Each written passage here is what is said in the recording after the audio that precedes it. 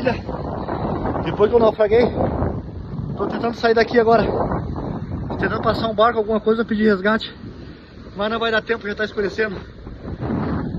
A Kelly tá ali, graças a Deus. Dá um sinal aí pra tua mãe ver que tá viva, amor. Tudo certo. Confia em mim, sogra. Agora nós vamos atravessar o mato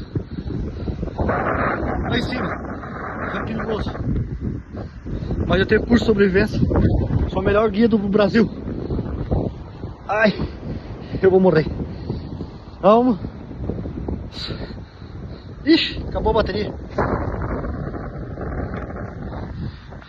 Vai dar tudo certo. Eu conheço sobre plantas comestíveis, graças a Deus. Entendo tudo de cultivos das plantas vegetal. Vem, amor. Vem ligeiro. Coma. Coma. Coma, vida.